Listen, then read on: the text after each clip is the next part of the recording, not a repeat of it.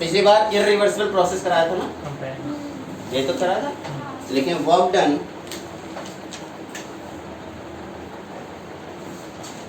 Bye reversible compression, work done by reversible compression. अच्छा पिछली बार वाला जरा मुझे कोई फॉर्मूला बता देगा क्या, कि वर्क डन का फॉर्मूला क्या था, W equals to minus P external into delta, यही तो था। मैंने कहा कि पिछली बार आपने एक्सटर्नल प्रेशर को कांस्टेंट रखा था, जिसकी वजह से आपने वर्क किया और वो पिस्टन एक जगह गया और रुक गया। लेकिन अगर मैं एक्सटर्नल प्रेशर को वेरी कराऊं, वो चेंज होता रहे कॉन्टिन्यूसली, तो उसके चेंज होने की वजह से पिस्टन मूव करता रहेगा ना कॉन्टिन्यूसली, क्योंकि अंदर का जो प्रेशर है वो भी उसी हिसाब से एक्सपेंड कम या ज़्यादा होता रहेगा। मैं कह रहा हूँ बाहर का प्रेशर कम कर देंगे, पिस्टन बाहर की तरफ मूव कर देगा, अंदर का बाहर का प्रेशर बढ़ा देंगे, पिस्टन अंदर की तरफ मूव कर देगा, यही तो होगा। कभी पिस्टन कम प्रेस हो जाएगा, कभी पिस्टन एक्सपेंड कर जाएगा। तो अगर मैं एक्सटर्नल प्रेशर को कांस्टेंट रख रहा हूं तो रिवर्सिबल या इरिवर्सिबल, इरिवर्सिबल। अगर मैंने उसको वेरी करा दिया तो प्रोसेस रिवर्सिबल हो जाएगा। जिस कंप्रेशन की मैं बात कर रहा हूं वो कौन सा कंप्रेशन है, रिवर्सिबल कंप्रेशन। आओ इधर देखते हैं, एक प्यारा सा ग्राफ बनाऊंगा और प्लीज कोई डरेगा नहीं आज, जो डर गया सो मर गया, ठीक है। बस एक एक पॉइंट को ध्यान से देखते चले जाओ, यकीन करना बहुत ही आराम से सब समझ में आ जाएगा। मैंने कहा कि मैं एक रिवर्सिबल कंप्रेशन बनाने की कोशिश कर रहा हूँ। मैं इस तरफ प्रेशर लिख रहा हूँ P और इस तरफ कोई भी रिएक्शन कोऑर्डिनेट, या फिर मैं वॉल्यूम लिख दे रहा हूँ। चलो, तो अगर मैंने वॉल्यूम वर्सेस प्रेशर एक ग्राफ बनाया, पिछली बार वॉल्यूम वर्सेस प्रेशर ही तो ग्राफ बना था, P इंटू V यानी एरिया अंडर द कर्व आप लोगों ने देखा था और उससे आपको वर्क डन मिल गया था। इस बार भी वही करना, area under the curve he PV curve का एरिया अगर आपने कैलकुलेट कर लिया तो आप वर्क डन कैलकुलेट कर लो। मैंने कहा चलो मान low volume initially volume V रहा होगा, V इनिशियल। मैं क्या करने वाला हूँ, कंप्रेस कर रहा हूँ, क्या वॉल्यूम कम होगा? अगर मैंने कंप्रेस किया है तो वॉल्यूम क्या हो रहा होगा, कम हो रहा होगा। क्यों कंप्रेस हो रहा होगा? क्योंकि प्रेशर बढ़ रहा होगा। तो जैसे जैसे मैं इसको कंप्रेस करूंगा प्रेशर बढ़ता जाएगा, वॉल्यूम कम होता जाएगा। इस बार इसका वेरिएशन कुछ इस तरीके से नजर आएगा, होगा या नहीं होगा? तो मैंने कहा कि मेरे पास एक फाइनल वॉल्यूम है, ये V फाइनल, डेल्टा V अभी भी आपके सामने है, ये देखो V इनिशियल V फाइनल के बीच का डेल्टा V अभी आपको सामने है। लेकिन जिस टाइम पे आप प्रेशर की बात करोगे ये P फाइनल है, जबकि ये वाला प्रेशर कौन सा है बेटा, P इनिशियल और P फाइनल के बीच में। अभी हमें वर्क डन पता करना है।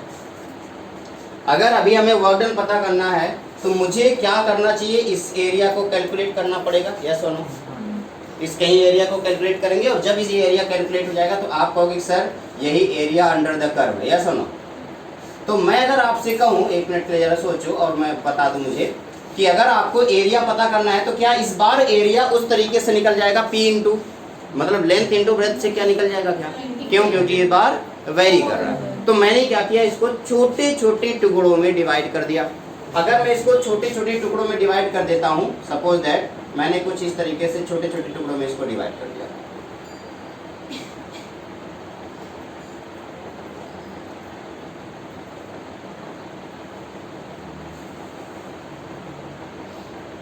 मैंने ऐसे छोटे छोटे टुकड़ों में इसको डिवाइड कर दिया। अब इस छोटे छोटे टुकड़ों में से कोई एक बहुत छोटा सा टुकड़ा लेके चल रहा हूँ, बहुत ही छोटा सा टुकड़ा। और जब मैं एक बहुत छोटा से टुकड़े की बात कर रहा हूँ, मैंने इस छोटे से टुकड़े की बात की, ये वाला, अब मैं इसी की बात कर रहा हूँ और इसी को लेके चल रहा हूँ। तो इस केस में इस V को अगर मैं इस वाले V को बात करूँ तो ये dV हो जाएगा या नहीं? क्या हो जाएगा? ये dV, बहुत छोटा है dV मान लिया। क्या उस दौरान प्रेशर कांस्टेंट है या नहीं कांस्टेंट? देखो ये यहाँ से यहाँ तक पूरा प्रेशर कांस्टेंट है, इस dV की वजह से ये पूरा प्रेशर कांस्टेंट है। इस टाइम पे अगर मैं आपसे कहूँ कि आपको वर्क चाहिए तो आप कहेंगे minus P external into delta V, यही तो करोगे।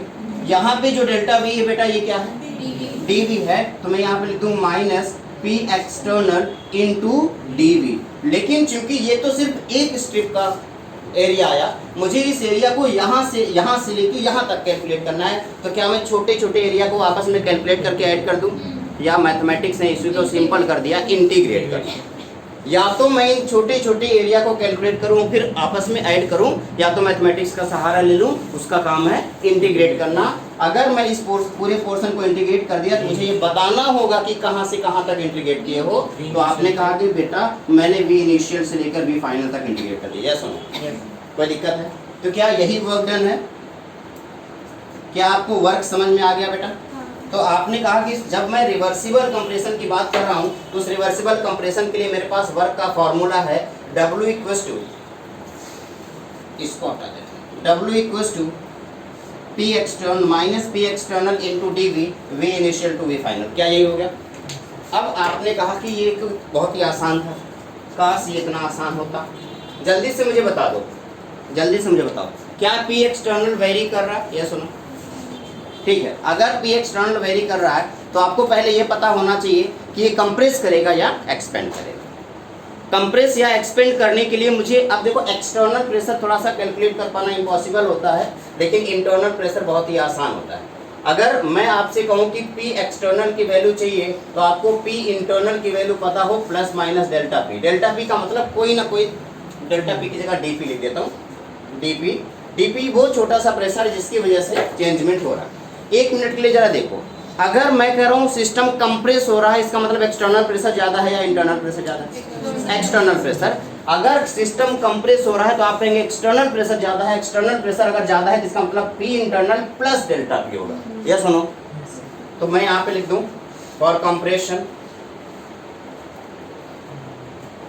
अगर कंप्रेशन हो रहा है तो P एक्सटर्नल की वैल्यू P इंटरनल से ज्यादा होगी। उस टाइम पे आप P एक्सटर्नल,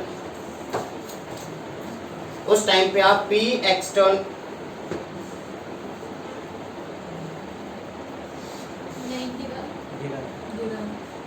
किसी में ज्यादा भर दिया, किसी में भरा ही नहीं।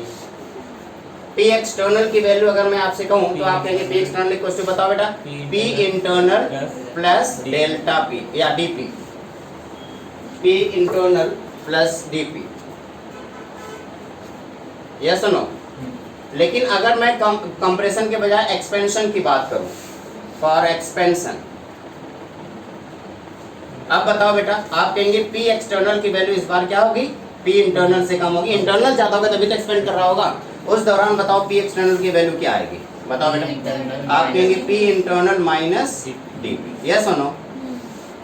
तो मिला जुला के मैं ये कहना चाहूँ कि चाहे भैया P एक्सटर्नल की वैल्यू ज्यादा हो चाहे P इंटरनल की वैल्यू ज्यादा, दोनों एक साथ लेके चल सकते हो, ताकि हम कंप्रेशन की भी बात कर लें और एक्सपेंशन की भी बात करें। तो अगर P एक्सटर्नल की जो वैल्यू है P internal plus minus delta P, अगर ये वैल्यू यहाँ पे पुट करूँ तो W की वैल्यू बताओ क्या होगी? W this equals to minus integration of V initial to V final, आगे क्या लिख दूँ? P internal plus minus dP, और यहाँ पे क्या लिख दूँ? थोड़ा सा मॉडिफाई करूंगा, ज्यादा नहीं। हालांकि आपको पता है कि मैं मॉडिफाई क्या करने वाला हूँ, V initial to V final P internal into dV, ऐसा कर दो, कोई दिक्कत? Plus minus integration of V initial to V final, क्या लिख दूँ? dP into dV। अच्छा, dP बहुत छोटी वैल्यू है क्या? और dV बहुत छोटी वैल्यू है क्या? अगर dP भी बहुत छोटी है, dV भी बहुत छोटी है, दो छोटे को मल्टीप्लाई करो, तीसरा भी छोटा ही निकलेगा। ये सुनो, 0.1 मल्टीप्लाइड बाई 0.1 आंसर क्या आएगा? 0.01, यही तो होगा। तो आपने कहा यार ये तो और ज़्यादा छोटा हो गया। तो अगर मैं इस वैल्यू को कह रहा हूँ बहुत छोटा है और ये वैल्यू भी बहुत छोटा है, तो दो छोटे वैल्यू को मल्टीप्लाई करोगे तो बहुत छोटा हो जाएगा, इंटीग्रेशन करोगे और छोटा हो जाएगा। आपने कहा कि हम इसको नेग्लेक्ट कर दूँ क्या? तो इंडियन एजुकेशन सिस्टम, यही हमें बहुत मज़ा आता है ये करने में।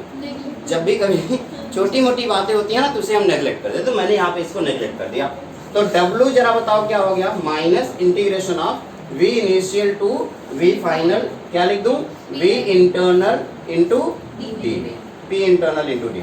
अब आपने कहा सर अंतर ही क्या हुआ? पहले भी यही था, बाद भी यही, देखो ये भी यही है और भी P इंटू dV, वहाँ पे भी लिखा हुआ है P इंटू dV, वहाँ पे लिखा हुआ। अंतर क्या है? पहले क्या था? एक्सटर्नल, अभी क्या है? इंटरनल चीजों को पता करना बहुत ही आसान होता है, एक्सटर्नल का पता करना। एक्सटर्नल का मतलब सराउंडिंग की बात करें, और सराउंडिंग तो एक छोटा सा नहीं है, सराउंडिंग पूरा यूनिवर्स है ना, हम थर्मोडायनेमिक्स पढ़ रहे हैं। तो अगर हम एक्सटर्नल की बात करेंगे तो हम सराउंडिंग की बात करेंगे, और सराउंडिंग तो बहुत बड़ा है, तो उसे कैलकुलेट कर पाना बहुत ही मुश्किल होगा। इस वजह से मैंने कहा कि W की वैल्यू आगे P इंटरनल इंटू डी। थोड़ा सा अगर कुछ बच्चों को कभी किसी जमाने में रियल और आइडियल गैस का नाम भी सुना है, तो आइडियल गैस एक ऐसा गैस है जो आइडियल गैस इक्वेशन को फॉलो करता है, और आइडियल गैस इक्वेशन है PV = nRT। अगर ये आप जानते हो तो जल्दी से मुझे बताओ P की वैल्यू क्या आएगी। आप कहेंगे N/V/R × T। क्या यही होगा? यस सुनो, अगर मैं इस वैल्यू को उठा करके यहाँ पर पुट करूँ, कहाँ पर मैं इस वैल्यू को उठाऊं और पुट करूं P इंटरनल की जगह पे, तो क्या कोई मुझे बताएगा कि क्या आएगा? कम ऑन, आप कहेंगे W this equals to minus integration of V initial to V final, P internal की जगह रख देता हूं N/V/R/T D। अब चूंकि dV है, चेंज इन वॉल्यूम है, तो मुझे सिर्फ वॉल्यूम ही तो चाहिए, बाकी तो N कांस्टेंट है, R कांस्टेंट है, T कांस्टेंट है। अगर तीनों कांस्टेंट है तो क्या हो जाएगा? V इनिशियल, अब मैं इसको बाहर निकालूं तो -N/R/T को मैंने बाहर निकाल लिया। V इनिशियल से लेके V फाइनल तक क्या आ गया बेटा? 1/V dV। जल्दी से मुझे बताओ 1/V dV का मतलब? log V।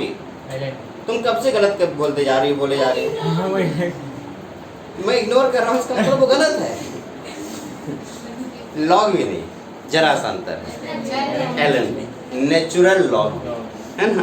तो नेचुरल लॉग और लॉग में अंतर है, मैथ नहीं है, मैथ होता तो सही हो जाता, लेकिन फिजिक्स और केमिस्ट्री में यहाँ पे अंतर आ जाता है। तो मैं यहाँ बुरा तो नहीं लगा और लग भी जाता अब लगा होगा -NRT। अब आपने जैसे इसको इंटीग्रेशन ऑफ 1/V dV लिखा, तो आपने कहा ln V कहाँ से कहाँ तक बेटा? V इनिशियल से लेके V फाइनल तक। थोड़ा सा इसको और सॉल्व कर लेता हूँ, तो W इक्वल्स टू, जल्दी बताओ क्या होगा? -NRT, क्या लिखूँ? ln V final by V initial. क्या यही हो गया? यस और नो? अब ln को अगर मैं log में कन्वर्ट कर दूं तो क्या होगा? जल्दी बताइए। -2.303 NRT log V final by V initial. आपने कहा कि सर बहुत ही आसान था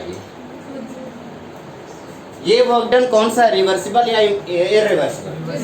आपने कहा ये रिवर्सिबल कंप्रेशन के लिए था, और इसके पहले जो था वो किसके लिए था? इरिवर्सिबल कंप्रेशन के लिए। हमें रिवर्सिबल कंप्रेशन के लिए भी वर्क डन पता चल गया, और इरिवर्सिबल कंप्रेशन के लिए भी वर्क डन पता चल गया। जल्दी से अपनी कॉपी में नोट करें।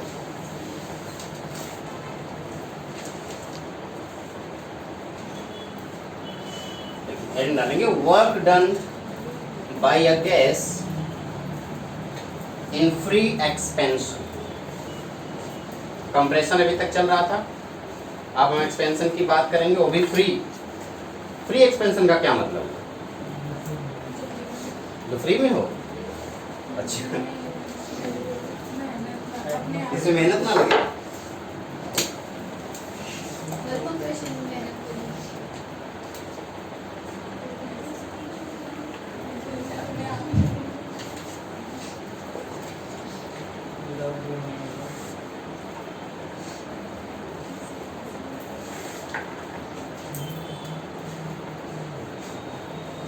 फ्री एक्सपेंशन का मतलब वैक्यूम के अंदर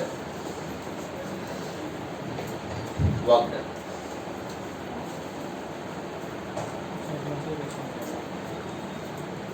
फ्री एक्सपेंशन का मतलब क्या हुआ? वैक्यूम के अंदर वर्क डन। वैक्यूम में VACUUM होता है, देख रहे ना, ज़्यादातर बच्चे CCUM लिखते हैं। तो वैक्यूम के अंदर हम लोग फ्री एक्सपेंशन करने वाले हैं, यानी कि वैक्यूम के अंदर अगर हम एक्सपेंशन कर रहे हैं तो वो क्या होगा?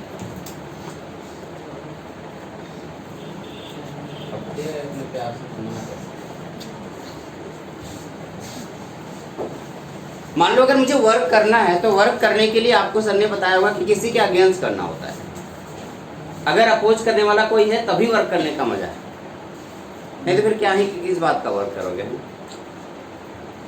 जैसे मैं कहूँ कि मैंने अपना सर दीवार में ऐसे मारा, तो मैंने एक एक्शन किया, उसके बदले में रिएक्शन हुआ तो फील हुआ, तो फील हुआ ना कि मुझे चोट लगी है, मैंने वर्क किया है। मैं ऐसे हवा में मारूं ऐसे, तो क्या मैंने एक्शन तो किया लेकिन उसका कोई रिएक्शन मिला मुझे नहीं, तो क्या फील हुआ कि मैंने कोई वर्क किया? वर्क करने के लिए अपोज करने वाला जरूरी है। फ्री एक्सपेंशन का मतलब कोई अपोज करने वाला नहीं, बस एक्सपेंड हो रहा है, कोई अपोज अपोज कौन करता है? External pressure. किसी भी गैस का मान लो कोई एक बलून है, उस बलून में मैंने हवा भर दिया, अब हवा भरने की वजह से वो क्या होगा? फूलेगा ऑब्वियसली। मैंने एक बलून में हवा भर के उसको अच्छे से बांध के छोड़ दिया, क्या होगा बताओ? बलून फूलता रहेगा? फूलता रहेगा? नहीं। जब तक मैं हवा भरूंगा तब तक वो फूलेगा। उसके बाद हमने बांध दिया अच्छे से टाइटली, तो आपने कहा कि सर जैसे आपने टाइटली बांध दिया वो बलून एक जगह पे आकर के रुक गया होगा।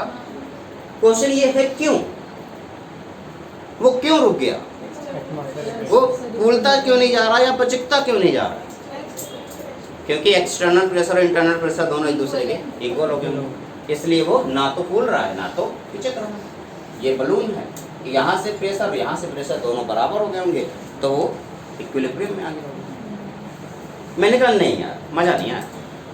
मैं ये वेदर बैलून लूँ, एक मैजिकल वेदर बैलून, मेरे पास एक संजीवनी मंत्र है और मैंने उसको उस बलून के ऊपर फूंक दिया है, इसका मतलब ये हुआ कि अब वो बलून कभी फटेगा नहीं, कभी नहीं, वो मैजिकल बलून बन गया है। अब मैं और वेदर बलून भी है, उसमें हीलियम गैस भरा है, तो क्या होगा? ऊपर की तरफ जाएगा। मैंने उसे छोड़ दिया। जिस टाइम पे वो अर्थ सरफेस पे था वो 1 लीटर का वॉल्यूम ऑक्यूपाई करके जा रहा था, तो जैसे जैसे ऊपर जाएगा क्या होगा? उसका वॉल्यूम कम होगा या बढ़ेगा? बढ़ेगा। क्यों? क्योंकि एक्सटर्नल प्रेशर क्या हो रहा है? डिक्रीज कर रहा है, लेकिन अंदर वाला प्रेशर तो बराबर है। तो एक्सटर्नल प्रेशर डिक्रीज होगा तो क्या वो एक्सपेंड करना शुरू कर देगा। तो जैसे जैसे ऊपर जाएगा वो एक्सपेंड करता रहेगा, एक्सपेंड करता रहेगा, एक्सपेंड करता रहेगा। तो जैसे जैसे ऊपर जा रहा ऊपर जा रहा ऊपर जा रहा है, एक्सटर्नल प्रेशर क्या हो रहा है? डिक्रीज कर रहा है, डिक्रीज कर रहा है, डिक्रीज कर रहा है, डिक्रीज करते करते एक टाइम आएगा जब उसका एक्सटर्नल प्रेशर 0 हो जाएगा। जिस टाइम पे एक्सटर्नल प्रेशर 0 होगा, क्या अपोज करने वाला कोई है? और अगर अपोज करने वाला कोई नहीं है तो इस बार वो जो एक्सपेंड हो रहा होगा वो उसे अपोज करने वाला कोई नहीं, तो उसे हम फ्री एक्सपेंशन बोलेंगे। अब वो फ्री है एक्सपेंड होने के लिए, कोई भी अपोज करने वाला नहीं, जहां मन करे एक्सपेंड हो, जितना मन करे एक्सपेंड हो, उसे फ्री एक्सपेंशन बोलते हैं। कब तक एक्सपेंड होगा बताओ? अंदर गैस है, भले वो एक ही पार्टिकल है, लेकिन प्रेशर कुछ ना कुछ तो होगा। 0.00001 एटीएम होगा, लेकिन होगा तो बाहर का 0 है, तब भी अंदर वाला ज़्यादा है ना, तो एक्सपेंड होता रहेगा। एक्सपेंड होते होते होते तब तक एक्सपेंड होगा जब तक कि बराबर ना हो जाए, लेकिन बाहर तो 0 है, तो अंदर भी 0 लाना होगा, तो एक्सपेंड होगा, एक्सपेंड होता जाएगा, होता जाएगा, होता जाएगा। कब तक एक्सपेंड होगा? जब तक अंदर का 0 है। तो कब अंदर का 0 होगा? जब फट जाएगा। मैंने कहा मैजिकल बलून। ऐसा कुछ नहीं होता है। क्या हो गया? 22.4 तक वो इनफाइनाइट एक्सपेंड होता है जब तक वो पूरे यूनिवर्स को ढकना है, क्योंकि उसके अंदर प्रेशर रहेगा। फ्री एक्सपेंशन का सिंपल सा मतलब है वैक्यूम के अगेंस्ट एक्सपेंशन। क्या उस टाइम पे कोई वर्क होगा? क्यों? क्योंकि आपने कहा कि सर वैक्यूम के अंदर पी एक्सटर्नल की वैल्यू क्या हो गई? 0। भैया कोई भी वर्क लो, work this equals to minus P external into delta V होता है। अगर पी एक्सटर्नल की वैल्यू 0 है तो क्या वर्क डन भी क्या हो जाएगा? तो बताओ जल्दी से, क्या फ्री एक्सपेंशन में कोई वर्क डन होगा? नहीं होगा। नोट करेंगे इस पॉइंट को। In free expansion P external will be 0 and work done also 0.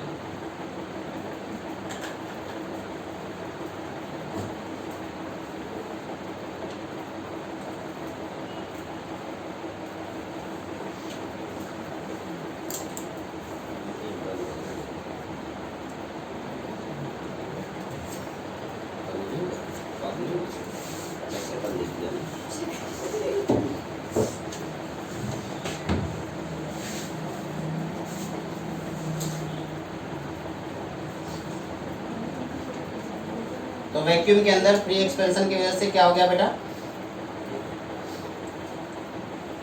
Next training है isothermal expansion of an ideal gas.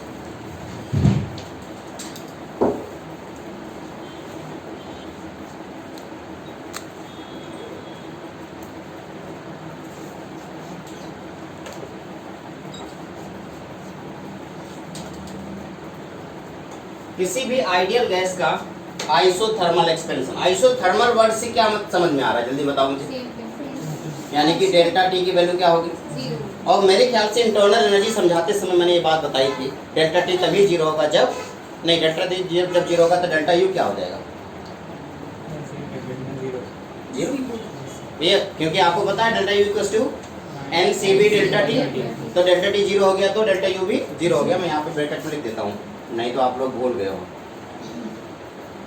तो अगर डेल्टा टी की वैल्यू जीरो हुआ तो डेल्टा यू की वैल्यू भी क्या हो जाएगा, जीरो। जबकि आपको पता है डेल्टा यू क्या होता है, क्यू प्लस डब्ल्यू, क्या फर्स्ट लॉ ऑफ थर्मोडायनेमिक्स यही कहना चाहता है। और अगर डेल्टा यू की वैल्यू को मैं जीरो कर दूं तो जरा बताओ क्यू की वैल्यू क्या आ जाएगा, माइनस डब्ल्यू। क्या कोई दिक्कत है किसी को? तो फ्री एक्सपेंशन के केस में जो हीट होगा वो सिर्फ और सिर्फ किस में, आइसोथर्मल के केस में, आइसोथर्मल एक्सपेंशन के केस में जो भी वो हीट आप दोगे वो किस में कन्वर्ट हो जाएगा, वर्क डन में कन्वर्ट हो जाएगा। लेकिन टेम्परेचर चेंज ना होने की वजह से इंटरनल एनर्जी में कोई भी चेंजमेंट नहीं आएगा। क्या ये बात क्लियर हो गई? Laws of thermodynamics, laws of thermodynamics, laws of thermodynamics. क्या हुआ? सेटिंग्स में कर दो भाई ये देखो सेटिंग में कर दो बेटा, थोड़ा सा देखो कुछ होता होगा। Display होगा। अरे 40 इंच का ये लोगो दिखा। तुम्हारा अनलॉक बिल्कुल 20 लॉक, मिनट तक अनलॉक 30 मिनट तक तो तो क्लास ही खत्म हो जाएगी। 885 खोल देना तो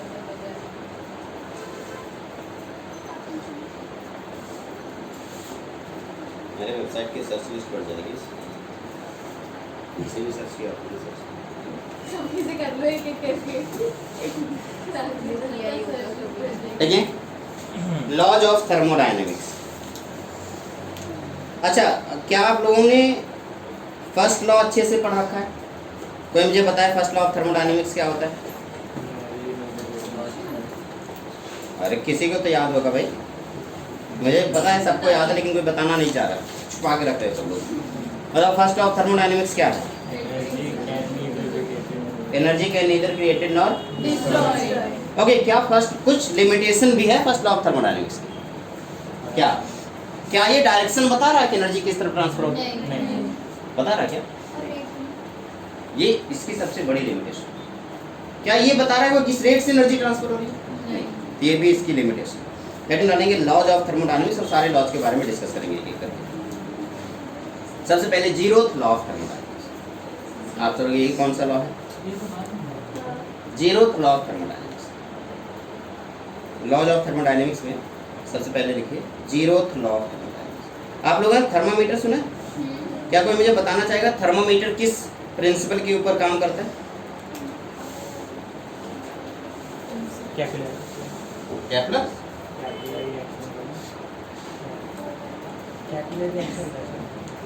action. Zeroth law of thermodynamics.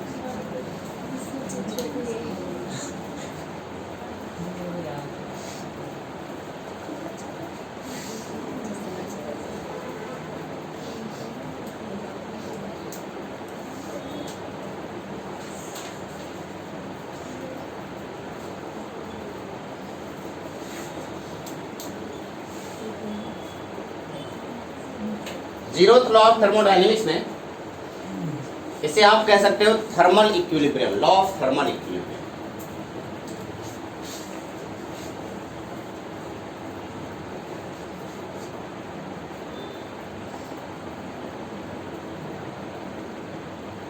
हमारे पास एक बॉडी है ए, एक दूसरा बॉडी है बी और एक तीसरा बॉडी है सी। मेरे पास तीन बॉडी है।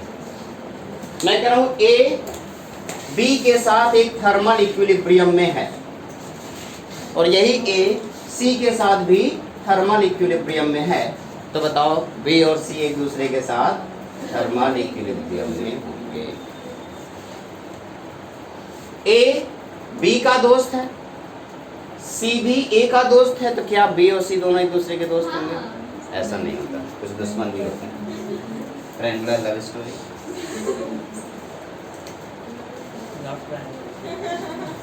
ओके, तो यहाँ पे थर्मल इक्विलिब्रियम ये कहता है कि ए और बी अगर एक दूसरे से के साथ थर्मल इक्विलिब्रियम में है, ए और सी भी एक दूसरे के साथ थर्मल इक्विलिब्रियम में है, 110% बी और सी भी एक दूसरे के साथ थर्मल इक्विलिब्रियम में रहेंगे। इसका मतलब मेरे पास देखो एक ग्लास है, एक कप टी है,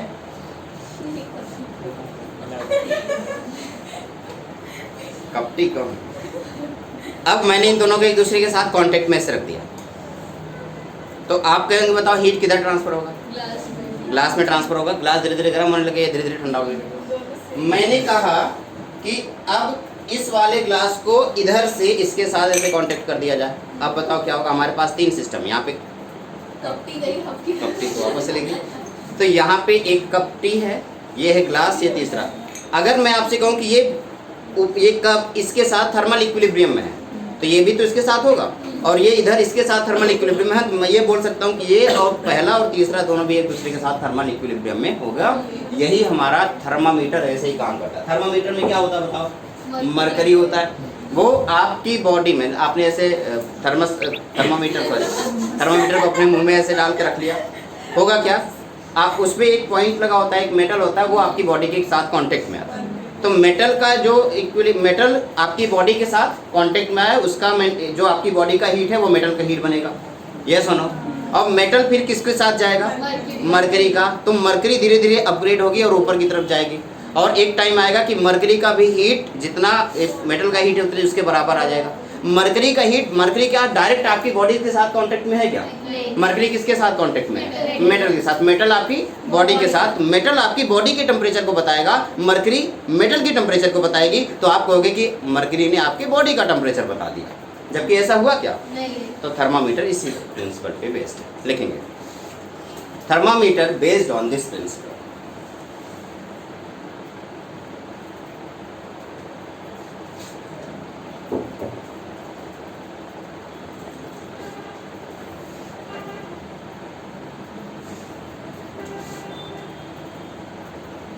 नेक्स्ट है फर्स्ट लॉ ऑफ थर्मोडायनेमिक्स। मेरे ख्याल से आपको पता है, बताने की जरूरत है क्या? फर्स्ट लॉ ऑफ थर्मोडायनेमिक्स बताओ क्या है बेटा? आप कहेंगे sir delta U equals to Q plus W. Energy can neither be created nor destroyed.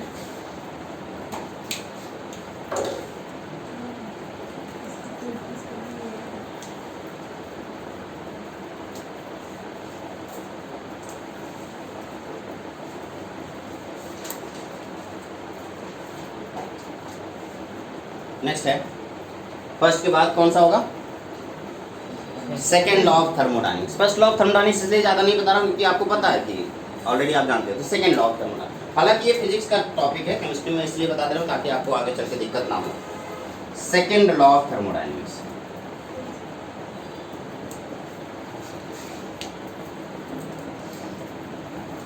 it gives direction of chemical change. Direction of chemical change.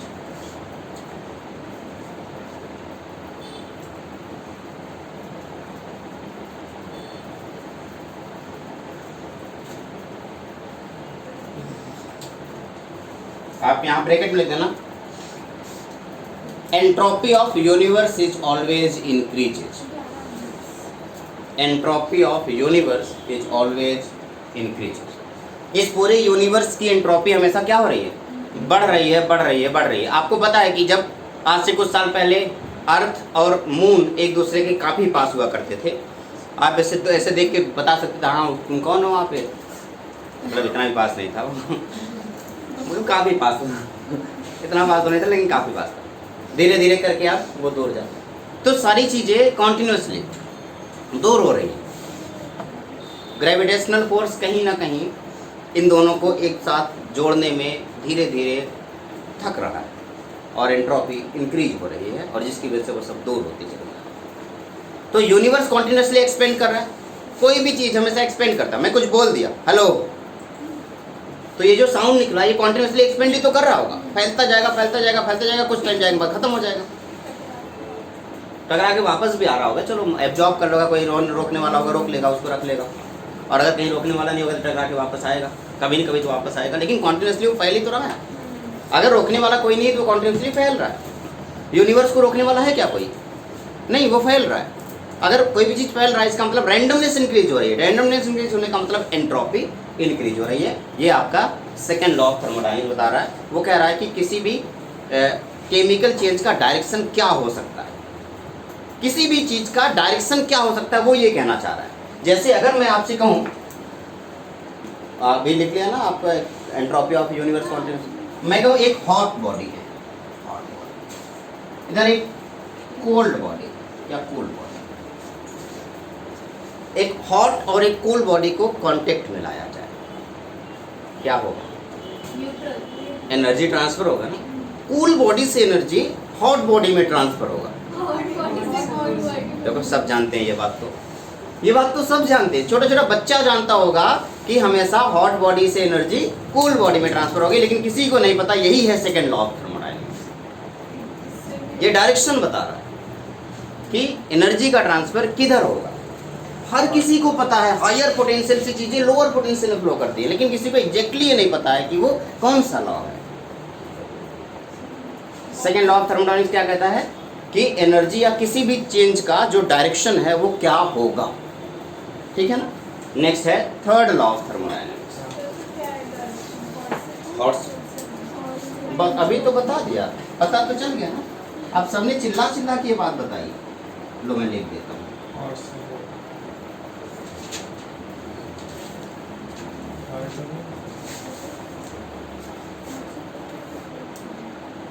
Next है third law of thermodynamics.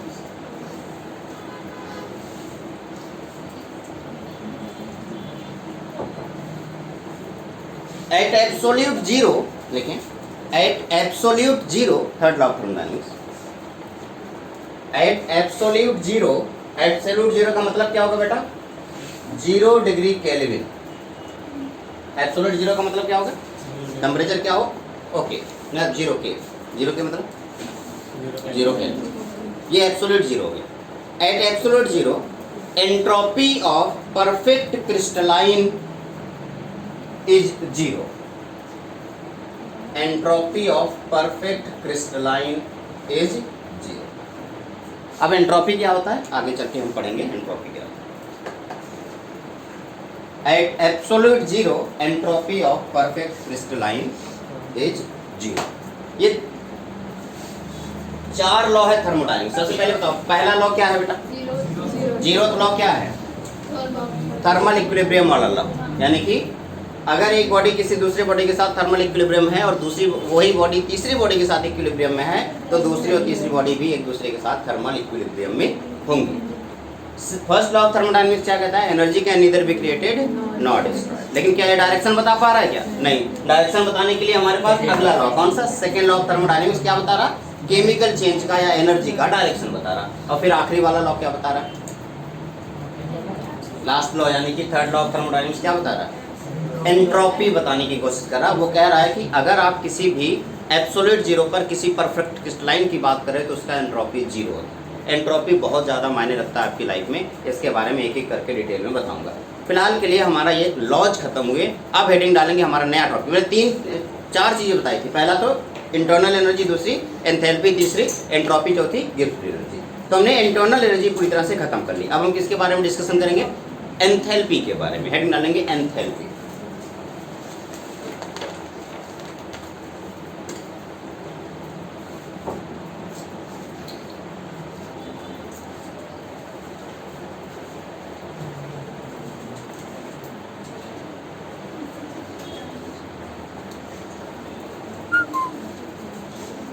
Heading डालें enthalpy और लिखें। Enthalpy को किससे represent करेंगे?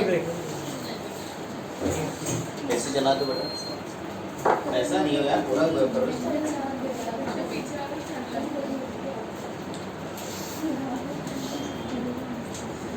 Enthalpy को H से represent करते हैं और जब भी कभी चेंज इन एंथैल्पी लिखना होगा तो क्या लिखेंगे?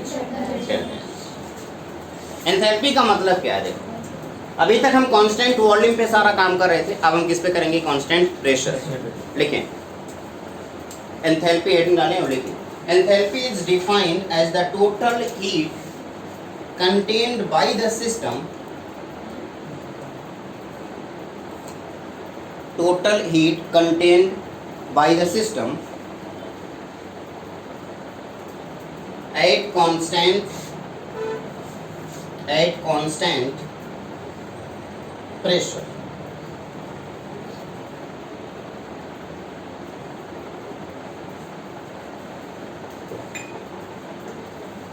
बताओ थर्मोडायनेमिक प्रॉपर्टी है या मैकेनिकल प्रॉपर्टी? कौन सी प्रॉपर्टी है? थर्मोडायनेमिक प्रॉपर्टी का मतलब क्या होगा? जिसकी एब्सोल्यूट वैल्यू को हम लिखेंगे, नेक्स्ट पॉइंट लिखेंगे। It is a thermodynamic property, bracket में लिख देंगे, it's absolute value can not be measured. तो हम किसके बारे में बात करेंगे? डेल्टा एच, यानी कि हम इसका चेंज पता कर सकते हैं। It is a thermodynamic property.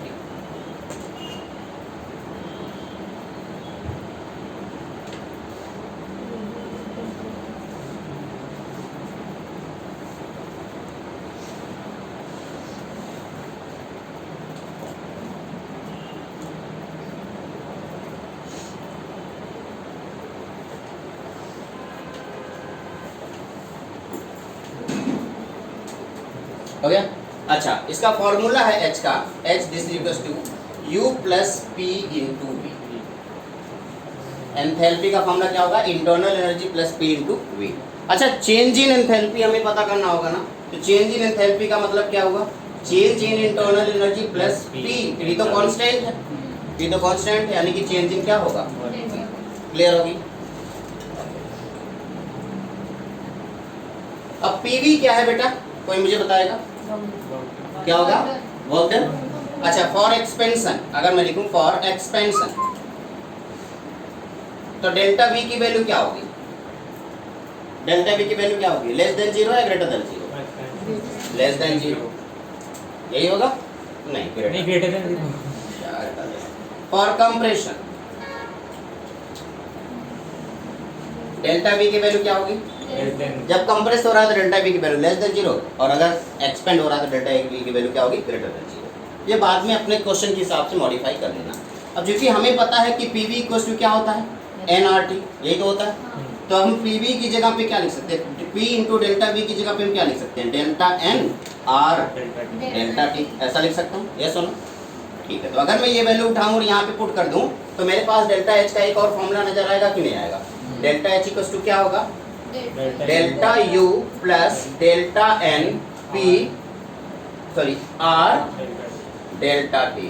अब डिपेंड करता है कि अगर डेल्टा T कांस्टेंट है तो ठीक है, और डेल्टा N कांस्टेंट है तो भी ठीक है। और अगर कोई एक अगर मान लो इसमें डेल्टा N की वैल्यू सेम है, एक ही मोल की बात करें, तो डेल्टा N की जगह N ही रहेगा, ठीक है, और डेल्टा T हो जाएगा। और अगर N बदल रहा है तो T कांस्टेंट होगा, कोई एक तो बदलेगा, दोनों में से एक वैल्यू आप बदल सकते हैं।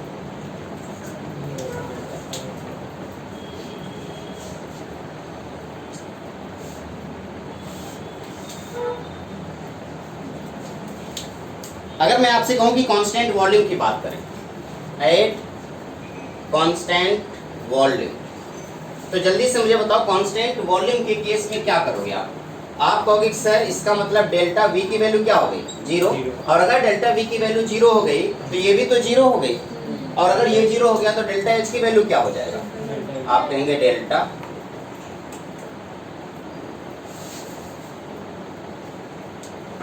अब सवाल ये है कि अगर डेल्टा H पॉजिटिव या नेगेटिव होगा तो डेल्टा U पर भी पॉजिटिव या नेगेटिव होगा, यस और नो? तो अगर मैं आपसे कहूं कि delta H is less than 0, that means delta U भी लेस देन 0 होगा, या छोड़ो 0 हो या ना हो उससे क्या ही फर्क पड़ता। आप समझ गए होंगे कि एनर्जी क्या हो रही है? रिलीज हो रही है या एब्जॉर्ब हो रही होगी? एनर्जी रिलीज हो रही होगी, तो एनर्जी या एंथैल्पी रिलीज। अच्छा, अगर एंथैल्पी रिलीज हो रही है तो क्या एक्सोथर्मिक या एंडोथर्मिक प्रोसेस बताओ कौन सा होगा? एक्सोथर्मिक। और अगर मैं यही डेल्टा H की वैल्यू ग्रेटर देन 0 कर दूं, आप बताओ एंथैल्पी एब्जॉर्ब, यानी कि आपने कहा प्रोसेस कैसा होगा बेटा? एंडोथर्मिक। तो हमारे पास एक्सोथर्मिक प्रोसेस है और एंडोथर्मिक प्रोसेस है, दो प्रोसेसेस है। बताओ एक्सोथर्मिक प्रोसेस के लिए डेल्टा H क्या होगा? लेस देन 0, और एंडोथर्मिक प्रोसेस के लिए डेल्टा H क्या होगा? Greater than 0। यानी कि अब आप मुझे बताओगे कि अगर कोई भी ठंडा पानी है वो गर्म हो रहा तो एक्सोथर्मिक प्रोसेस है या एंडोथर्मिक प्रोसेस है? ठंडा पानी है उसको रख दिया, वो गर्म हो रहा है, प्रोसेस कौन सा? एंडोथर्मिक या एक्सोथर्मिक? अगर कोई ठंडा पानी गर्म हो रहा है इसका मतलब वो प्रोसेस एंडोथर्मिक, वो एब्जॉर्ब कर रहा है, एनर्जी को, हीट को एब्जॉर्ब कर रहा होगा। और अगर कोई प्रोसेस में एनर्जी रिलीज हो रही है तो इसका मतलब वो एक्सोथर्मिक। क्या बताओ वो आइस का मेल्ट होना कौन सा प्रोसेस है? एक्सो या एंडो? आइस का मेल्ट होना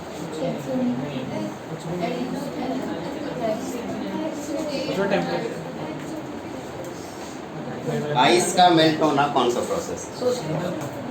क्या वो एनर्जी रिलीज कर रहा है? एनर्जी रिलीज आइस के मेल्ट होने के दौरान टोटल इंटरनल एनर्जी का क्या हो रहा है? चेंज। नहीं होता तो डेल्टा एच की वैल्यू क्या होगी? ना तो एक्सो होगा ना ही, एंडो। ठीक है। अगर कोई प्रोसेस के दौरान कूल हो रहा है, प्रोसेस के दौरान कोई चीज कूल हो रहा है, इसका मतलब क्या होगा? प्रोसेस के दौरान कोई चीज कूल हो रहा है, उसके अंदर से एनर्जी रिलीज हो रहा है, यही तो होगा। और प्रोसेस के दौरान कोई चीज गर्म हॉट हो रहा है, अब लेकिन जब केमिकल रिएक्शन, ये तो थर्मल प्रॉपर्टी की बात हुई, जब केमिकल रिएक्शन की बात आएगी तब जरा देखो, मैंने कहा कि एक बॉडी एक सिस्टम है, उस सिस्टम के अंदर मैंने एक रिएक्शन किया और रिएक्शन के दौरान पूरा का पूरा सिस्टम ठंडा हो गया, इसका मतलब क्या हुआ होगा? पक्का? मैं इस रिएक्शन की बात करूँ, रिएक्शन एक्सोथर्मिक है या एंडोथर्मिक है, मैं प्रोसेस की बात नहीं कर रहा हूँ। पूरा प्रोसेस तो आपने कहा चलो एंडोथर्मिक है, मैं इस रिएक्शन की बात कर रहा हूँ।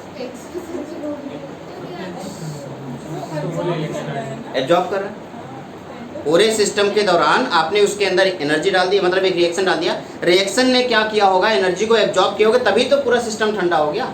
और अगर एनर्जी एब्जॉर्ब हो रहा है यानी कि वो एंडोथर्मिक। और पूरा सिस्टम कैसा? पूरा सिस्टम क्या है? नहीं समझ आ रहा, और फिर समझाता हूँ, फिर समझाता हूँ। ये एक सिस्टम है, इस सिस्टम में मैंने कोई केमिकल रिएक्शन कराया, तो केमिकल रिएक्शन ने इसके सिस्टम के अंदर से जो एनर्जी है उसको क्या किया? तो ये पूरा प्रोसेस क्या हो गया? लेकिन इस सिस्टम के अंदर से एनर्जी, तो सिस्टम वाला प्रोसेस ने एनर्जी किसको दे दिया? अब अगर आप सिस्टम की बात करोगे तो ये पूरा सिस्टम नहीं हुआ, बल्कि हम किसकी स्टडी कर रहे हैं वो सिस्टम हो गया। किसकी स्टडी कर रहे हैं? अगर हम रिएक्शन की स्टडी कर रहे हैं तो रिएक्शन सिस्टम हो गया, बाकी सब क्या हो गए? क्या मेरी बात समझ आ रही है? हालांकि ये बहुत डीप है, यहाँ तक क्वेश्चन कभी बनेंगे नहीं, लेकिन फिर भी अगर मान लो कभी ऐसा कुछ आया सामने तो आप समझ जाना। एनीवे, अब हेडिंग डालेंगे, देखिए थर्मोकेमिकल इक्वेशन। कोई भी इक्वेशन आपके सामने लिखा है, बैलेंस केमिकल इक्वेशन लिखा है, इसका ये मतलब बिल्कुल नहीं कि वो पूरी तरह से करेक्ट है। आप लोगों को हमेशा ये सिखाया गया है, आप लोगों को हमेशा ऐसा सिखाया गया कि C+O2 gives CO2। क्या ये करेक्ट है? क्या ये सही इक्वेशन है? क्या गलत इक्वेशन? ये सही इक्वेशन है, लेकिन क्या ये पूरी तरीके से सही है? ये एक बैलेंस केमिकल इक्वेशन है, कंप्लीटली करेक्ट इक्वेशन नहीं है। बैलेंस केमिकल इक्वेशन और कंप्लीटली करेक्ट इक्वेशन में थोड़ा सा अंतर है, जरा सा अंतर। क्या अंतर है? अभी आपने ऑप्टेट हो कार्बन O2 के साथ रिएक्शन करके CO2 बना रहा है, ये बात बिल्कुल सही है, लेकिन इसमें हीट भी तो रिलीज हो रही है प्रोडक्ट के फॉर्म में। हमें सिर्फ CO2 क्यों दिखा? हम कोयला जला रहे हैं, हमें सिर्फ धुआं धुआं दिख रहा है। क्या ये बात सही है? भैया उससे जो लाइट निकली है, जो हीट निकली, वो किसी जो चीज़ अच्छी है उसे किसी ने देखा ही नहीं, वो किसी को नहीं पता चल रहा है, वो निकल रहा है। हमें सिर्फ धुआं निकलता हुआ दिख रहा, हम धुआं, हम वही लिख देंगे। तो C+O2 gives CO2 बिल्कुल सही है। यही तो आजकल की विडंबना है, जो दिखता है वो बिकता है। लाइट नहीं दिख रही है, किसी को दिख रही है, बट वो स्टोर करके रख नहीं पा रहे हो ना, वो आपको नुकसान नहीं पहुंचा रही, वो फायदा दे रही, वो किसी को उस टाइम पे समझ नहीं आएगी, क्योंकि धुआं तो देर तक है। तो आग बुझ भी जाएगी तब भी धुआं दिखेगा। यार किसी ने आग जलाई थी क्या, ये देख करके, क्योंकि वहाँ पे धुआं। अगर रूम गर्म है तो कोई ये नहीं बोलेगा किसी ने आग जलाई, धुआं एक भी ना हो, बिल्कुल धुआं ना हो, बस रूम गर्म हो, तो आप यही कहोगे हीटर है क्या? तो ये नहीं बोलेगा आग जलाया हो। ये विडंबना में क्या ही कर सकता हूँ इसमें। तो प्लस हीट लिख दूँ क्या आगे? अब ये इक्वेशन करेक्ट हो गया। हमने क्या कर दिया? C+O2 gives CO2 plus heat, है ना? इस इक्वेशन को थर्मोकेमिकल इक्वेशन नाम देंगे। क्यों? क्योंकि इसमें हमने थर्म यानी कि हीट के बारे में जिक्र कर लिया है। हेडिंग डालेंगे वैसे तो फिर जिस भी इक्वेशन में हम लिखते वो सब थर्मल केमिकल इक्वेशन लिखेंगे। थर्मल केमिकल इक्वेशन लिखें। A balanced chemical equation with value of delta H. हाँ जी सर थर्मल क्या a thermal chemical equation, balance a balanced chemical equation, sorry, a balanced chemical equation with its delta H, with the value of its delta H, with delta H called thermal chemical equation, जैसे सामने लिख दिया। ठीक है, अब सवाल ये है, एक मिनट जरा सोच करके बताना बेटा, बस सोचना और बता देना मुझे। मैं बस इतना जानना चाहता हूं कि एक्सटेंसिव प्रॉपर्टी है इंटेंसिव प्रॉपर्टी डेल्टा एच, मुझे बस इतना बताना है। उसके लिए मैं एक एग्जांपल दूंगा, उस एग्जांपल को देख करके सोच करके फिर आंसर दे देना, रटना नहीं है। सुनना, मैंने एक कोयला जलाया तो कुछ हीट निकला, मैं एक बोरा कोयला जला दूं तो भी हीट निकलेगा। तो हीट क्या एक बोरा कोयला जलाने पे ज़्यादा निकलेगा और एक कोयला जलाने पे कम निकलेगा, या वही निकलेगा? ज़्यादा निकलेगा। इसका मतलब एक बोरे में मान लो 100 कोयला हुआ तो 100 कोयले का जो हीट निकला होगा उन सबको आपस में ऐड करके पूरे बोरे से निकला हुआ हीट निकलेगा हमें। तो क्या वो एक्सटेंसिव या इंटेंसिव? एक्सटेंसिव प्रॉपर्टी लिखेंगे। It is an extensive property. कितना अच्छा एग्जाम्पल देते हैं।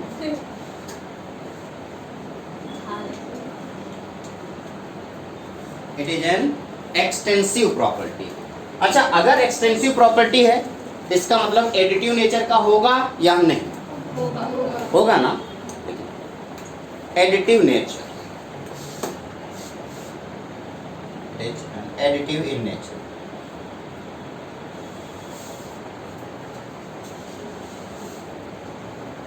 सवाल ये है कि डिपेंड कैसे करता है। जरा इसी रिएक्शन को मैं देखता हूं, क्या ये एक्सोथर्मिक है या एंडोथर्मिक? तो इसके लिए अगर मैं डेल्टा एच लिखना चाहूंगा तो डेल्टा एच लेस देन 0 या ग्रेटर देन 0? एक्सोथर्मिक प्रोसेस के लिए डेल्टा एच की वैल्यू क्या होगी? लेस देन 0, नेगेटिव होगा, सामने लिखा होगा। जब भी कभी प्रोडक्ट में हीट लिखा नजर आए समझ लेना कि हीट रिलीज हो रही है, यानी कि वो नेगेटिव होगी। और अगर रिएक्टेंट में लिखा नजर आए तो पॉजिटिव। अगर मैं इसी रिएक्शन को पलट दूं बेटा और आपसे कहूं कि CO2 गिव्स C+O2, अब डेल्टा एच बताओ, ग्रेटर देन 0 या लेस देन 0? Greater than 0। तो बताओ क्या डेल्टा एच की वैल्यू बदल जाएगी? नहीं, बस क्या बदल जाएगा? साइन बदल जाएगा। यानी कि एक प्रोसेस है, अगर उस प्रोसेस को पलट दोगे तो उसका साइन बदल जाएगा। इक्विलिब्रियम में आपने सीखा था कि अगर एक रिएक्शन हम बदलते थे तो कोएफिशिएंट 1/, में आ जाता था। यहाँ पे अगर आपने उसका पावर माइनस होता था, यहाँ पे ऐसा नहीं होगा, यहाँ पे वही वैल्यू ही माइनस हो जाएगी। अगर हमने रिएक्शन को रिवर्स किया तो उसकी वैल्यू क्या हो जाएगी बेटा? माइनस हो जाएगी। लिखेंगे व्हेन, पहला पॉइंट लिखिए, when a chemical reaction is reversed,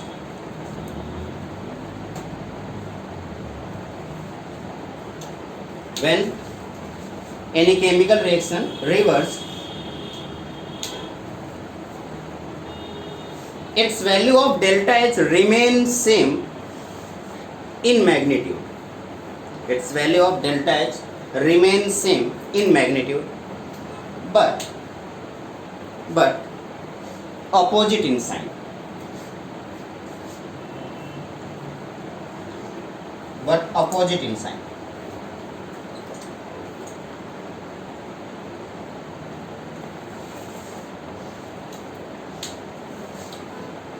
next question, एक एनसीईआरटी का क्वेश्चन लेता हूं।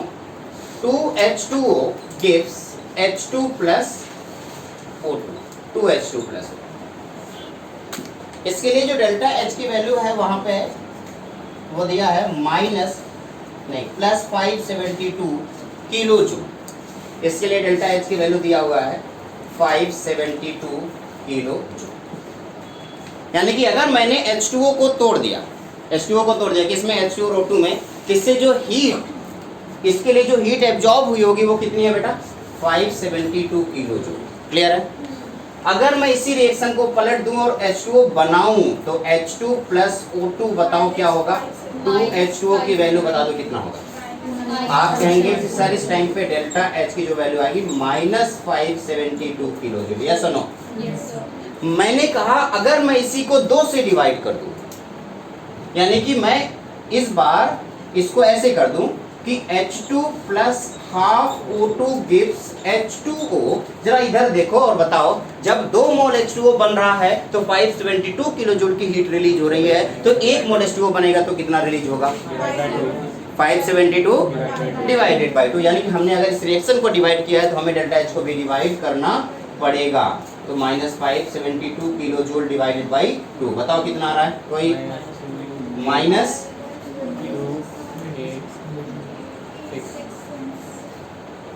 ठीक है ना? तो जल्दी से मुझे बताओ, क्या ये डेल्टा H एक प्रोडक्ट का काम कर रहा है? तो अगर हमने पूरे रिएक्शन को डिवाइड कर दिया तो मुझे उसको भी डिवाइड करना चाहिए, क्योंकि वो भी एक प्रोडक्ट के या रिएक्टेंट की तरह काम कर रहा है। यस सुनो, कितना आसान था, देखो बहुत आसान।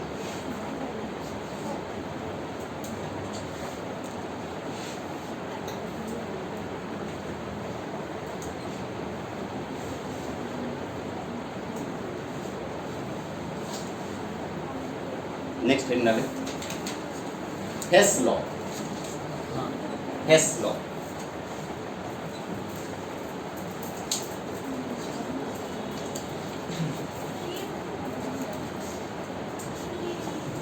अच्छा ये वाला ना, ये तो इरेज कर दो।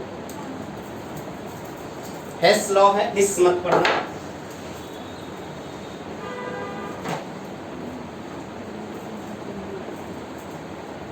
देखो बेटा, हेस लॉ का मतलब क्या? उन्होंने कहा हेस लॉ के अकॉर्डिंग, अगर आप मान लीजिए, इधर देखना, अगर मान लीजिए आपने A से लेकर के B तक पहुंचे हैं, B से लेकर C तक पहुंचे, C से लेकर D तक पहुंचे और A से D डायरेक्ट जाना चाहते हैं, आपकी मर्जी है।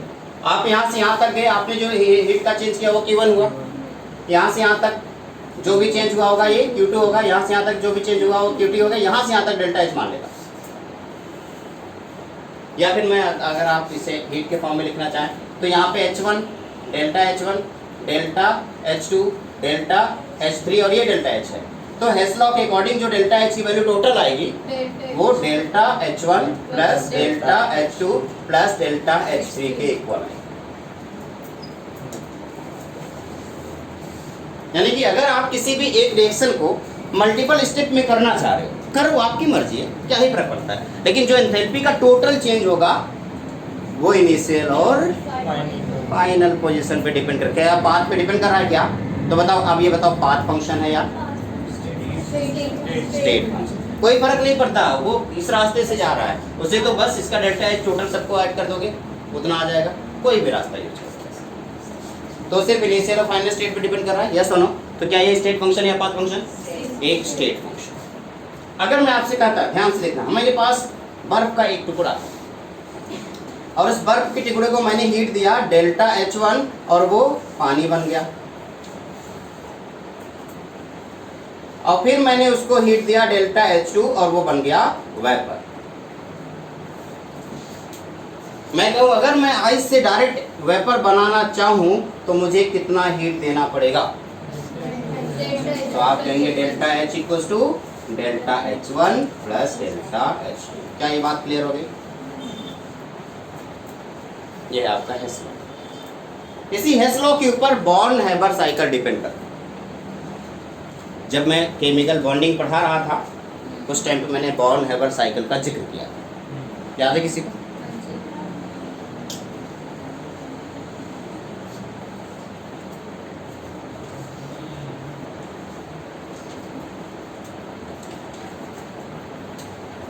डालेंगे born Haber cycle.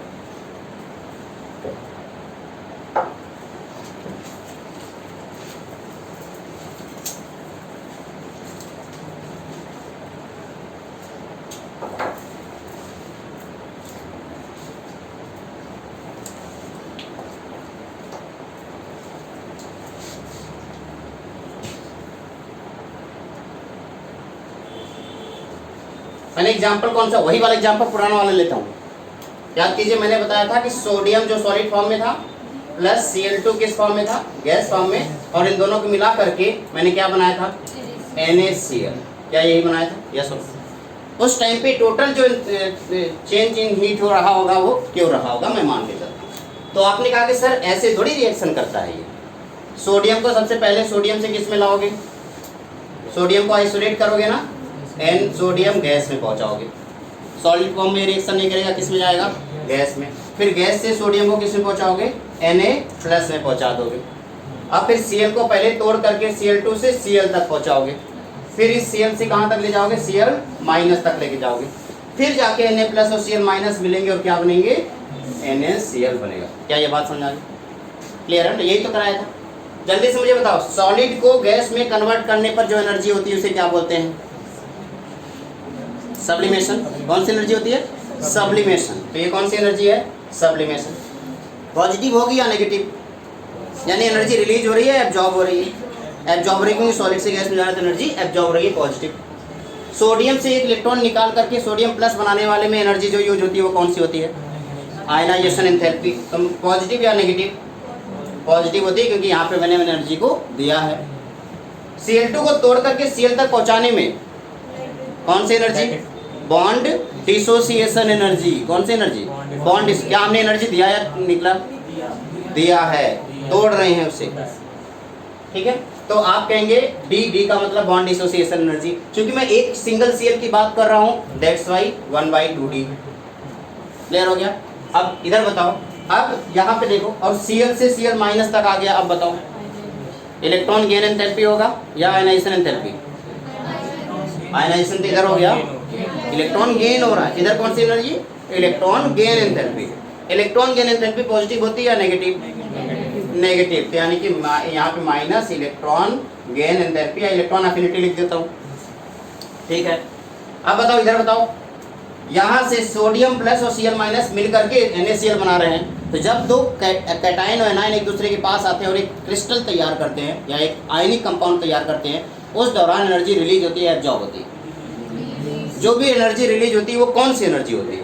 Lattice enthalpy. तो आपने कहा सर यहाँ पे लैटिस एंथैल्पी, हमने कहा ठीक है माइनस या प्लस, आपने कहा माइनस, क्योंकि एनर्जी रिलीज हो रही है। तो बताओ हेस लॉ के अकॉर्डिंग Q की वैल्यू क्या होगी? बताओ हेस लॉ के अकॉर्डिंग Q की वैल्यू क्या होगी? टोटल एनर्जी का सम Q इक्वल होगा।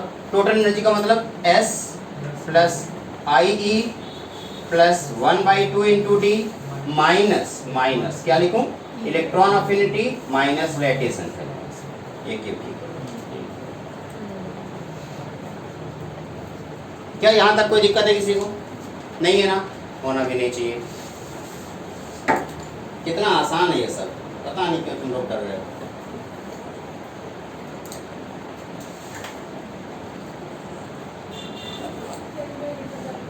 क्या बता दो बेटा? देखो मैंने यहाँ Cl2 से Cl तक पहुँचाया और क्या लिया? एक D लिया, लेकिन चूंकि हमने यूज एक सिंगल Cl तक किया तो 2 Cl के लिए एक D था, तो एक सिंगल Cl के लिए क्या था? Half D। तो मैंने यहाँ पे हाफ D यूज किया।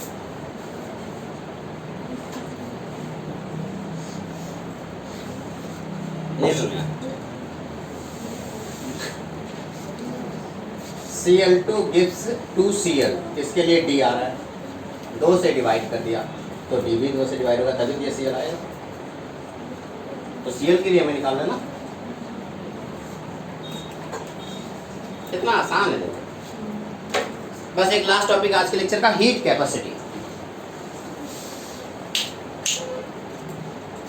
जो आप लोग मुझसे इतना बात करवाए उसका भी तो 5 मिनट तो एक्स्ट्रा बनता है ना। इतनी एनर्जी मेरे रिलीज हुई है जो बदला बनता है। Heat capacity angle. Capacity word का मतलब क्या है कोई बताए? कैपेसिटी में मजा नहीं है, मजा है औकात, फीलिंग किसी से आती है ना। औकात क्या है? कैपेसिटी। अरे तेरी कैपेसिटी देख लूंगा, मजा नहीं आया, चल तेरी औकात देख लूंगा, फील होता है ना औकात, वजन। तो ये जो मैं सही कह रहा हूँ कि हमारी एक वेस्टीमैन थी, वो उनकी गाली कभी फील ही नहीं हुई।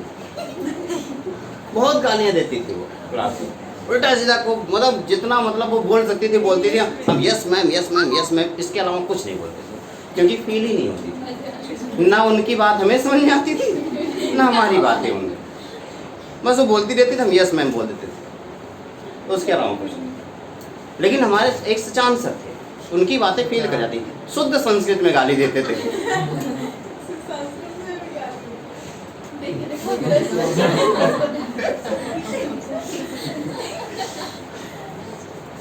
तो ये जो फील करने वाले वर्ड है ना, यही से हम आगे बढ़ेंगे। औकात यानी कि कैपेसिटी। जैसे अगर आप लोग इंग्लिश में बोलते हैं what you are trying to say, आप क्या कहना चाहते हो भाई साहब हिंदी क्या कह रहे हैं? और हमारे लैंग्वेज में हैं? बस इतनी लंबी स्पीच देने की जरूरत नहीं है, बस कर दो वो समझ जाएंगे, इसको नहीं समझ में आया।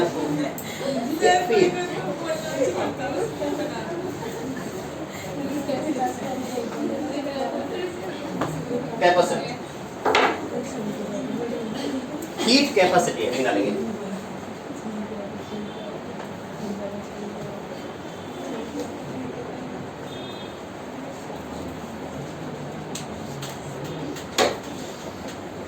कैपेसिटी मीन्स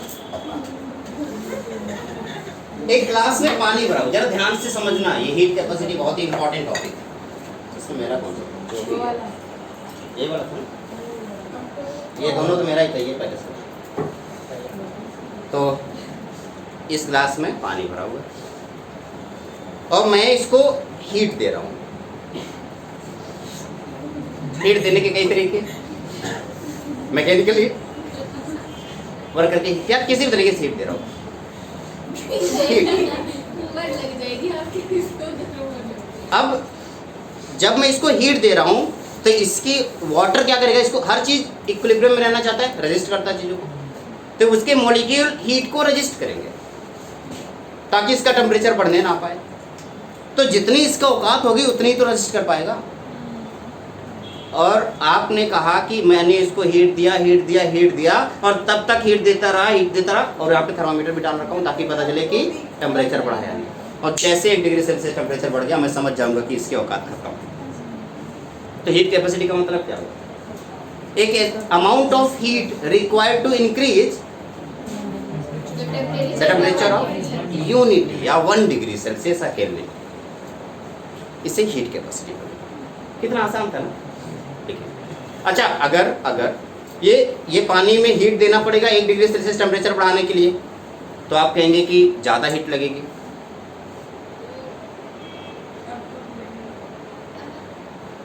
अभी इसको 1 डिग्री बढ़ाना है तो आसानी से हो जाएगा। आसानी से हो जाएगा, तो कम हीट लगेगी। यानी कि आप ये कह सकते हो जितना ज़्यादा अमाउंट होगा हीट कैपेसिटी उतनी उसी हिसाब से चेंज होती रहेगी ना। तो क्या एक्सटेंसिव या इंटेंसिव? इतनी जल्दी समझते यार तुम लोग, इतनी जल्दी समझते। चलो ठीक है। और अगर सेम अमाउंट का वाटर या अमाउंट ले लो और टेम्परेचर ज़्यादा बढ़ाओगे, 1 डिग्री के बजाय 5 डिग्री बढ़ाना हो तो ज़्यादा एनर्जी लगेगी या नहीं? हीट कैपेसिटी हेडिंग डालेंगे और लिखें amount of heat required to increase temperature of the system by unity.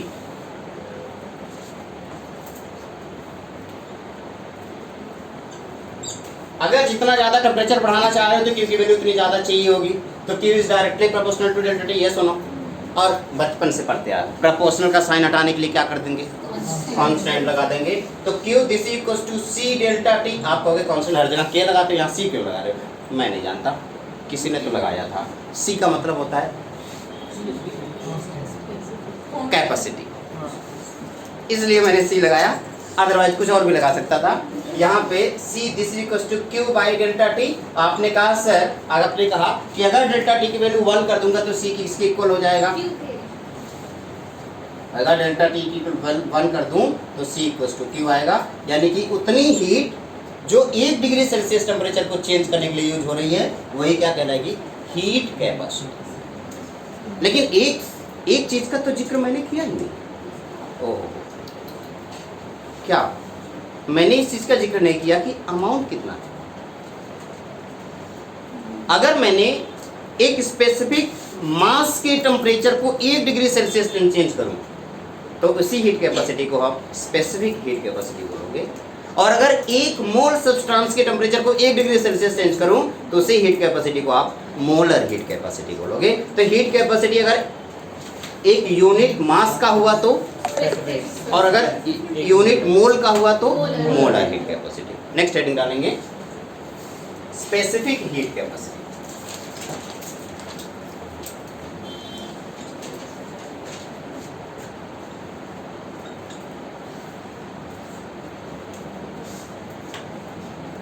Heat capacity of unit mass of substance. Heat capacity of unit mass of substance. If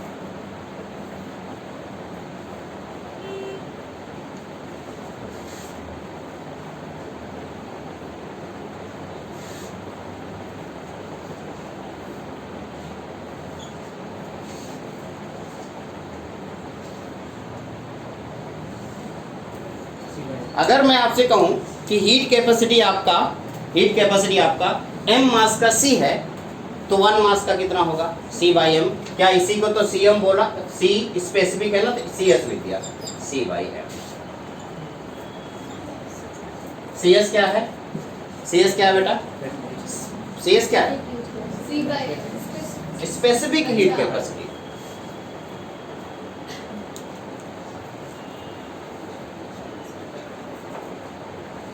और C क्या है, heat capacity. और ये क्या है, mass of substance. Similarly molar heat capacity क्या लिखूंगा,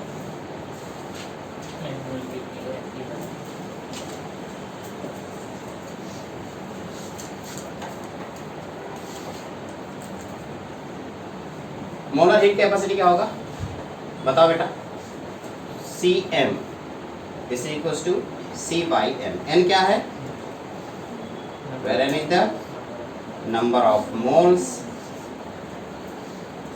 C heat capacity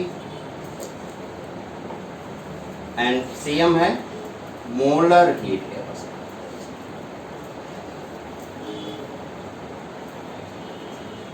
यहाँ से अगर मैं Q की वैल्यू यहाँ निकालता बेटा, जरा इस वाले में आगे देख लो, अगर यहाँ से Q की वैल्यू निकालता तो आप कहते हैं C इंटू डेल्टा टी होता, यस और नो।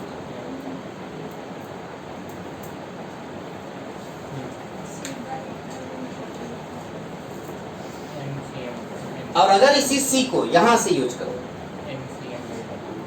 यहाँ से या यहाँ से, जहाँ से भी आप यूज कर सकते हो, ये इस तरफ इरेज कर दो, इस तरफ से।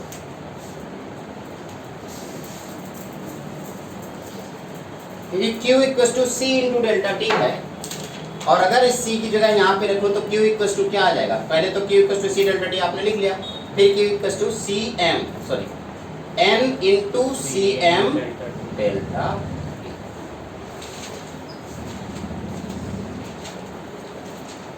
और अगर यहीं पे Q equals to M into Cs delta, where Cs and Cm is molar capacity Cs and specific heat capacity and Cm is molar heat molar capacity। capacity। अगर मैं आपसे कहूं simply molar heat capacity at constant volume और molar heat capacity at constant pressure की बात करूं तो यहाँ पे एक नया टर्म यूज होगा Cv एंड Cp का।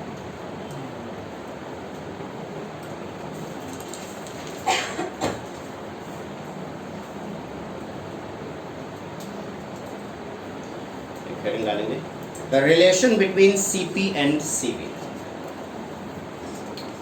ये इरेज कर दो बेटा, इस पर क्वेश्चन प्रैक्टिस कल की क्लास में करेंगे। हाँ Cp एंड Cv।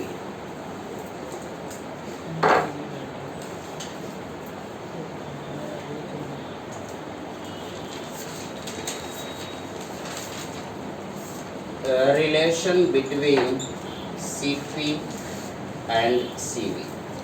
Cp क्या है, heat capacity at constant pressure, and Cv क्या है, heat capacity at constant volume. अब मोलर लगाएंगे तो नंबर ऑफ मोल से मल्टीप्लाई करना होगा, और मास लगाएंगे तो आप लिखेंगे Cp है heat capacity eight constant pressure, and Cv is the heat capacity at constant Cp heat capacity at constant pressure and Cv heat capacity at constant volume.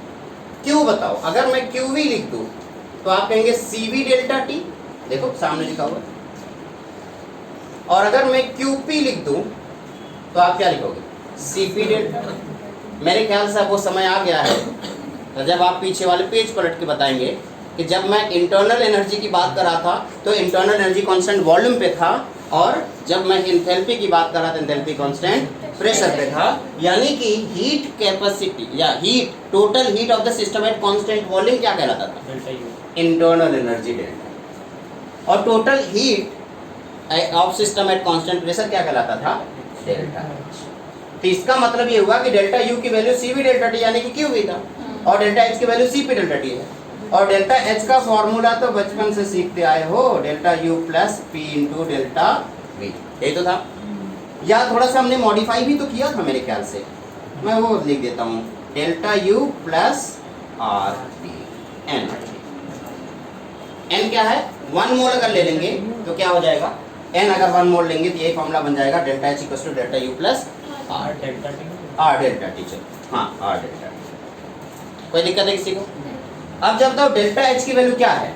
Delta H की वैल्यू सामने लिखा हुआ है, सी पी डेल्टा टी। इसकी value क्या है? C V delta T plus R delta T. कुछ दिख रहा है क्या? डेल्टा टी सब में दिख रहा है, काट दूं? काट दूं? और अगर मैंने डेल्टा टी को काट दिया तो इधर क्या बचा? C P equal to C V plus R, यानी कि एक रिलेशन हमारे सामने है, C P minus C V equal to R. क्या है बेटा? गैस। सी पी क्या है? Heat capacity at constant pressure, C V क्या? Heat capacity at constant volume, and R is the gas. ये है आपका relation between CP and C. आज का लेक्चर यहीं पे खत्म होगा। नेक्स्ट क्लास में हम लोग डिस्कशन करने वाले हैं टाइप्स ऑफ एंथैल्पी, कितने टाइप की एंथैल्पी होंगी, और उसमें कुछ क्वेश्चन प्रॉब्लम डिस्कस करेंगे। ठीक है, ओके। तब तक के लिए आप लोग अपना ख्याल रखें। Tata, bye bye, good night.